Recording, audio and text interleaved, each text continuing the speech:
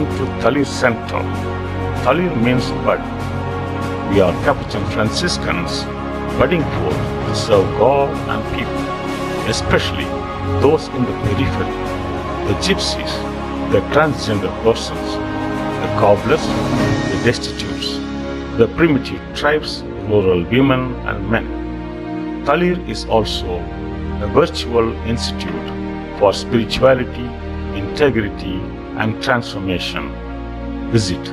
We offer professional support to teachers, nurses, NGOs, etc.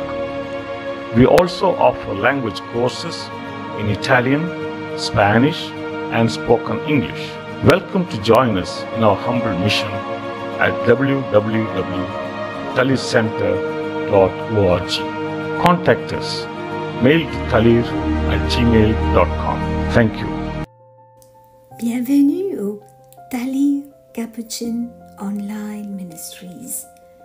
Nous sommes heureux de diffuser la traduction française du message de ce dimanche par les Capucins du Centre Talir en Inde. Voici le message.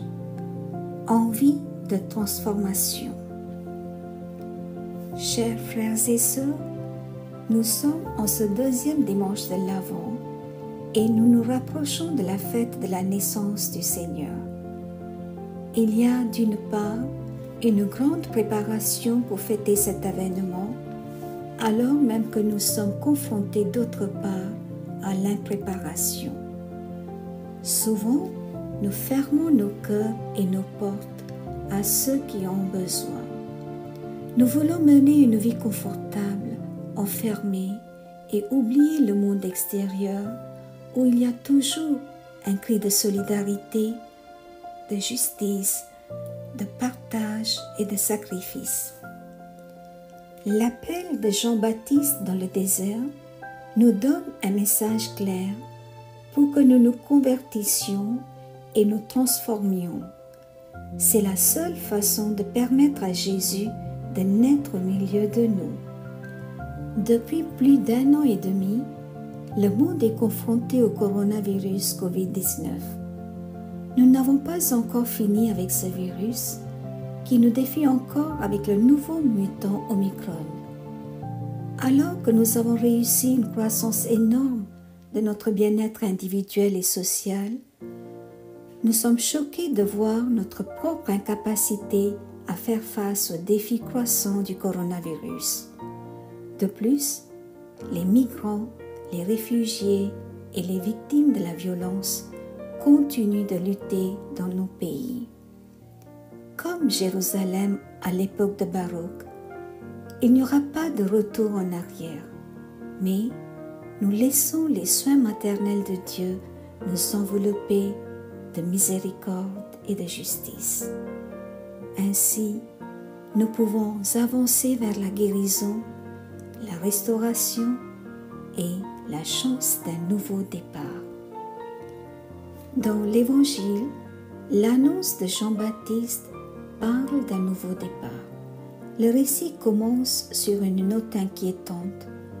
Nous rappelons le pouvoir que détiennent Ponce Pilate, Hérode, Anne et Caïphe. Nous connaissons déjà la fin de l'histoire et c'est ainsi, avec une certaine urgence, que nous entendons l'invitation de Jean-Baptiste à se repentir, à nous détourner des choix personnels qui entravent la venue de Dieu et à nous tourner collectivement vers la miséricorde divine. En utilisant les paroles d'Ésaïe, Jean-Baptiste parle en mode impératif. Préparez le chemin, rendez droit ses sentiers. Cela étant les verbes prenant la voix passive, celui qui viendra comblera lui-même tout ravin, abaissera toute montagne et toute colline, rendra droit les passages tortueux, aplanira les chemins rocailleux. La venue du Seigneur n'élimine pas la souffrance et le chagrin sur le chemin de la vie, mais nous remplit de joie salvatrice de justice, de pardon et de miséricorde si nous accueillons les grâces que Dieu nous donne et continue à déverser encore des grâces. La venue du Christ dans la crèche est une bonne nouvelle pour ceux qui vivent dans les ténèbres et attendent la lumière.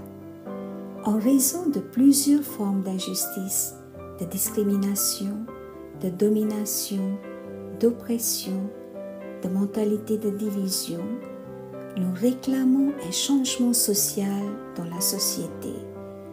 Nous ne pouvons plus continuer ainsi. C'est le cri de Jean-Baptiste.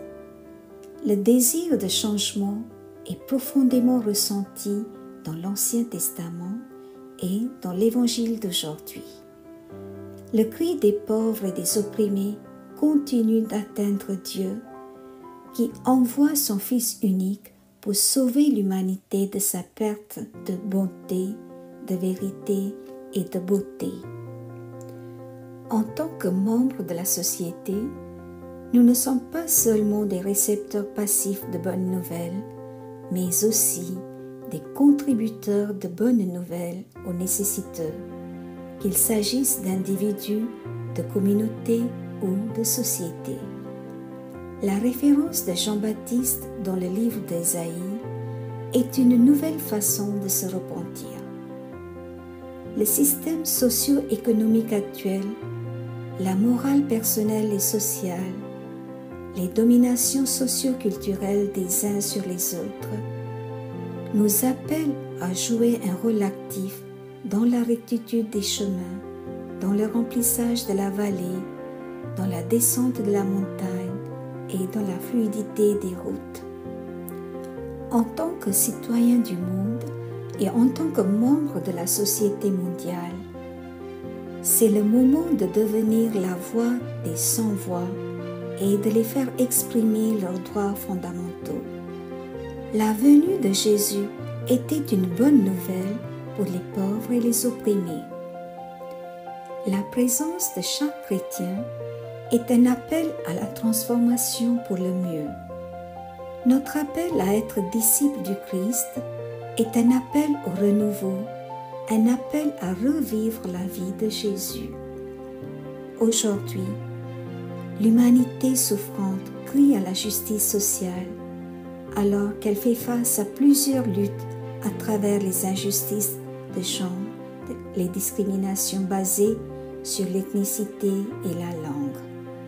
Jésus a passé sa vie à annoncer cette bonne nouvelle aux gens. Jésus a laissé cette mission à chacun de nous pour continuer sa mission sur cette terre.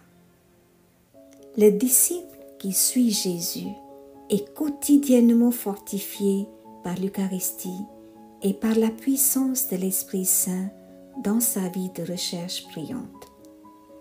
Faisons partie de la transformation individuelle et sociale afin que les valeurs du règne de Dieu, telles que la paix, la justice, l'équité, la bienveillance, règnent en nous. Amen. Bien chers sœurs et frères en Christ, continuons à prier la prière de 5 minutes tous les vendredis pendant 5 minutes de 20h à 20h05. Pendant ce temps, nous pouvons prier pour les personnes atteintes du Covid-19, pour la protection de tous et pour que cette épidémie prenne fin au plus tôt. Prions pour les intentions suivantes. Confions-les au Seigneur par l'intercession de la Sainte Vierge Marie.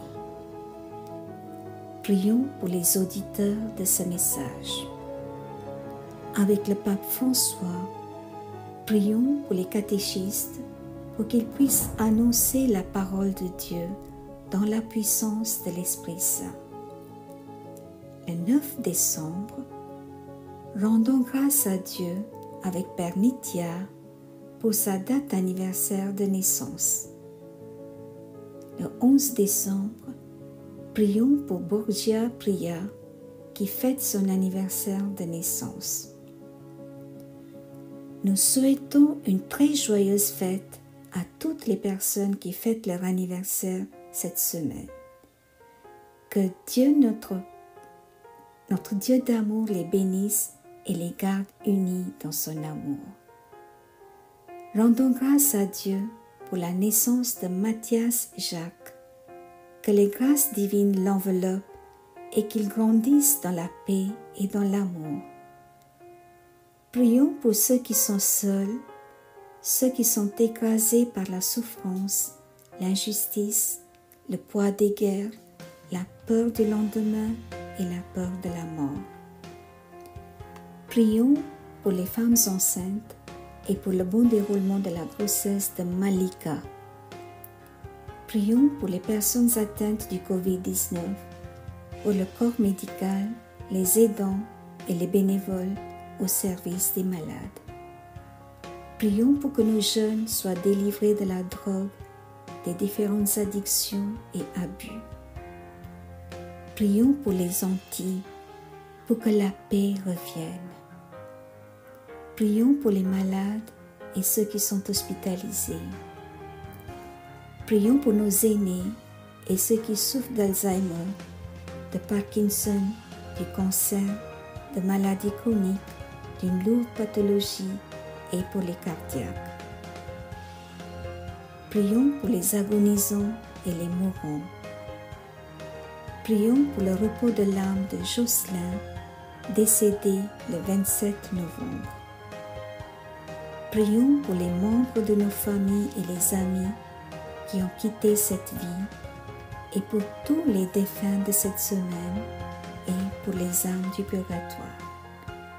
Seigneur, donne-leur le repos éternel et que brille sur eux la lumière de ta face, qu'ils reposent en paix par la miséricorde de Dieu. Amen. Prions ensemble. Dieu notre Mère et Père, ta venue à cette humanité a apporté la bonne nouvelle aux pauvres et aux souffrants. Tu nous as fortifiés pour devenir tes disciples dans l'édification d'une société juste et pacifique. Cela se fait avec une confiance profonde en toi, malgré nos luttes et nos échecs, afin que nous continuions ta mission sur terre. Fortifie-nous, Seigneur, avec ton Esprit Saint, afin que nous devenions des contributeurs actifs à une société juste et pacifique. Amen. Je vous remercie. Bon dimanche et bonne semaine. Soyez bénis.